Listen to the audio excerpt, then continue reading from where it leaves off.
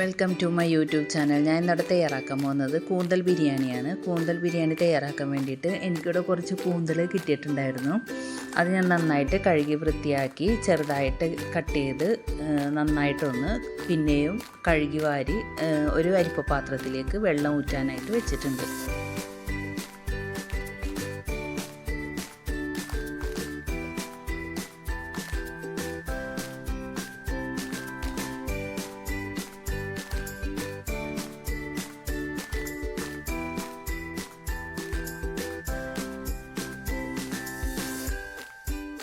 കൂന്തൽ കഴുകി വാരി ഇത് അരിപ്പ പാത്രത്തിലേക്ക് ആക്കി വെച്ചിട്ടുണ്ട്. അതായത് കൂന്തലിൻ്റെ കണ്ണിൻ്റെ ഭാഗത്തുള്ള സാധനമാണ്, അത് ഞാൻ ഇതിനകത്തേക്ക് കട്ട് ചെയ്തിട്ട് വെച്ചിട്ടുണ്ട്.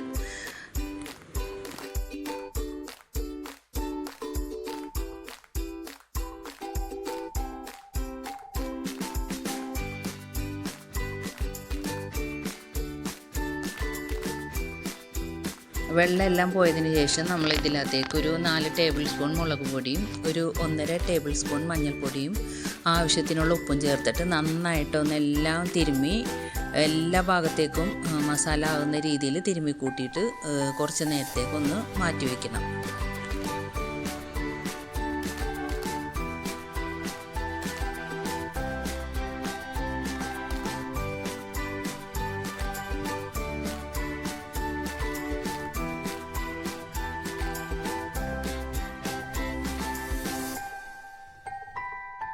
അതിനുശേഷം നമുക്കതെല്ലാം കൂടി ഒരു കുക്കറിലേക്ക് ഇട്ട് തീരെ വെള്ളം ഒഴിക്കരുത്. വെള്ളം നമ്മൾ കുക്കറിൽ ഇട്ടതിന് ശേഷം വെന്ത് കഴിയുമ്പോഴേക്കും കൂന്തലിൽ നിന്ന് നല്ലോണം വെള്ളം വരും. അത് കാരണം തീരെ വെള്ളം ഒഴിക്കാതെ നമുക്കതൊന്ന് വേവിക്കാനായിട്ട് വെക്കാം.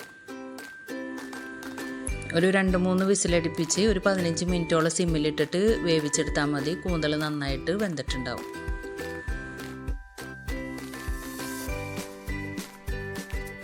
അതിനുശേഷം ഒരു ചീനച്ചട്ടി അടുപ്പിലേക്ക് വെച്ചിട്ട് നമുക്കൊരു 2 ടേബിൾ സ്പൂൺ നല്ല നെയ്യ് ഒഴിച്ചു കൊടുത്ത് അതിനകത്തേക്ക് കുറച്ച് അണ്ടിപ്പരിപ്പും മുന്തിരിയും കൂടി വറുത്ത് കോരണം.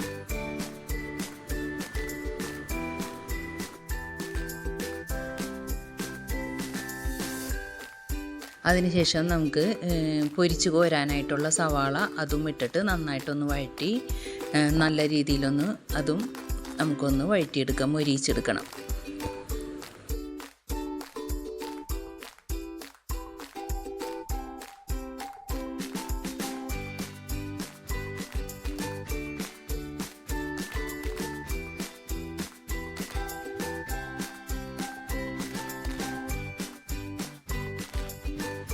പൊരിച്ച് കോരിയെല്ലാം എടുത്തതിന് ശേഷം നമുക്ക് അതിനകത്തേക്ക് കുറച്ച് ഓയിലും കൂടി ചേർത്തിട്ട് നമുക്ക് ഇതിനകത്തേക്ക് ആവശ്യമുള്ള മസാല തയ്യാറാക്കാനായിട്ടുള്ള സവാളയും ഇട്ട് നന്നായിട്ടൊന്ന് വഴറ്റിയെടുക്കണം.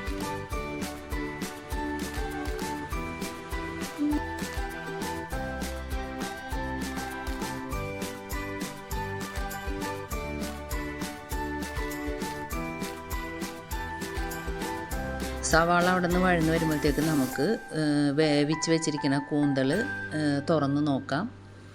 നന്നായിട്ട് വെന്തിട്ടുണ്ട്. പക്ഷേ നല്ലോണം വെള്ളമുണ്ട് അതിൽ. തീരെ വെള്ളം ഞാൻ ഒഴിച്ചിട്ടുണ്ടായിരുന്നില്ല. പക്ഷേ വെള്ളം വറ്റിക്കാനായിട്ട് ഒന്നും കൂടി നമുക്ക് അടുപ്പിലേക്ക് വെക്കണം. കൂന്തൽ നന്നായിട്ട് വെന്ത് കിട്ടിയിട്ടുണ്ട്.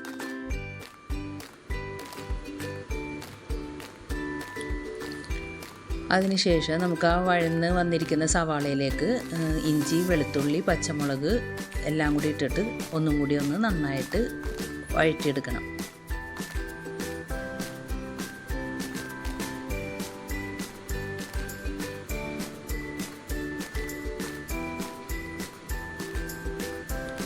അതെല്ലാം നന്നായി വഴന്ന് വരുമ്പോഴത്തേക്കും 2 വലിയ തക്കാളിയും കൂടി ചേർത്തിട്ട് അതും ഒന്ന് നന്നായിട്ട് വഴന്ന് വരുമ്പോഴേക്കും നമുക്ക് അതിനകത്തേക്ക് ഒരു 1/2 ടീസ്പൂണോളം മഞ്ഞൾപ്പൊടിയും കറുമസാലപ്പൊടിയും എല്ലാം ചേർത്ത് 2 ടേബിൾ സ്പൂൺ വേണോട്ടോ കറുമസാലപ്പൊടി, അതും എല്ലാം കൂടി ചേർത്തിട്ട് നന്നായിട്ടൊന്ന് വഴറ്റിയെടുക്കുക.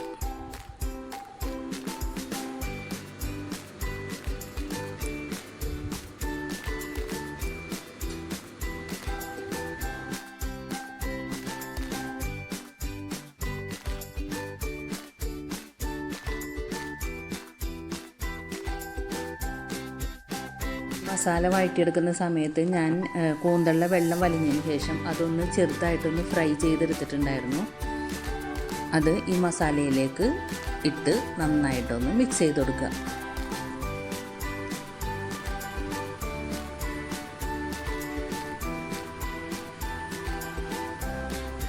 എല്ലാം കൂടി മിക്സ് ചെയ്ത് എല്ലാം യോജിച്ചതിന് ശേഷം നമുക്കതിനകത്തേക്ക് കുറച്ച് മല്ലിയിലയും വേപ്പിലയും കൂടി ഇട്ടിട്ട് നന്നായിട്ടൊന്ന് മിക്സ് ചെയ്ത് വെക്കുക. ശേഷം ബിരിയാണിയുടെ റൈസ് തയ്യാറാക്കാനായിട്ട് ഒരു കുക്കർ എടുത്തിട്ട് അതിനകത്തേക്ക് 2 ടേബിൾ സ്പൂണോളം നെയ്യും ചേർത്ത് നമുക്ക് കറി മസാലകളെല്ലാം ഇട്ടിട്ട് ആവശ്യത്തിനുള്ള വെള്ളം, അതായത് 1 ഗ്ലാസ് അരിക്ക് 2 ഗ്ലാസ് വെള്ളം എന്ന രീതിയിലാണ് ഞാൻ വെക്കുന്നത്. അതിന് നല്ലപോലെ വെള്ളം തിളച്ചതിന് ശേഷം മാത്രമേ അരി കഴുകി വാരി ഇടാൻ പാടുള്ളൂ. ആ വെള്ളത്തിൽ ആവശ്യത്തിനുള്ള ഉപ്പും ചേർക്കണം.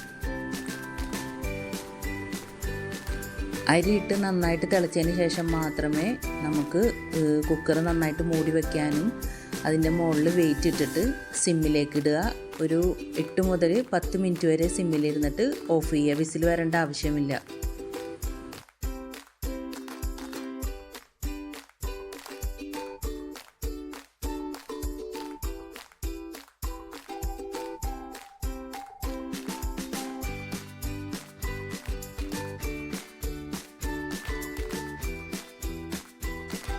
ഇങ്ങനെ വെച്ച് പെട്ടെന്ന് സ്റ്റീം പോയി കഴിഞ്ഞിട്ട് നമുക്കതൊന്ന് തുറന്ന് നോക്കാം.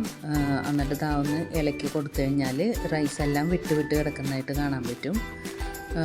പെട്ടെന്ന് ശരിയാക്കി എടുക്കാൻ പറ്റുന്ന ഒരു മെത്തേഡാണിത്. കുക്കറിലിട്ടിട്ട് ഇങ്ങനെ ഒന്ന് ചെയ്താൽ മതി. അതിനുശേഷം നമുക്ക് ഗ്യാസ് സ്റ്റോപ്പിലേക്ക് നമുക്ക് തയ്യാറാക്കാനുള്ള പാൻ റെഡിയാക്കാം. ഈ പാനിലേക്കാണ് ഞാൻ തയ്യാറാക്കുന്നത്. ഇതിനകത്തേക്ക് നമ്മൾ നേരത്തെ തയ്യാറാക്കി വെച്ചിരിക്കുന്ന കൂന്തളിൻ്റെ മിക്സ് നിരത്തിയിട്ട് കൊടുത്തിട്ട് അതിൻ്റെ മുകളിലേക്ക് ആ റൈസും കൂടി ഇട്ട് നന്നായിട്ടൊന്ന് നിരത്തി സെറ്റ് ചെയ്ത് കൊടുക്കുക.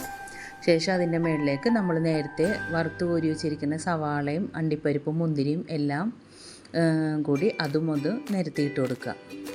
നല്ല സൂപ്പർ ടേസ്റ്റാണ്. എല്ലാവരും ഒന്ന് ട്രൈ ചെയ്ത് നോക്കുക. എന്നിട്ട് എനിക്ക് കമൻറ്റിലൂടെ വിവരങ്ങൾ അറിയിക്കുക. സബ്സ്ക്രൈബ് ചെയ്യുക, ലൈക്ക് ചെയ്യുക. എല്ലാവരും ഒന്ന് സബ്സ്ക്രൈബ് ചെയ്യാൻ മറക്കല്ലേ. എല്ലാവരും ഒന്ന് ചെയ്തേക്കണേ.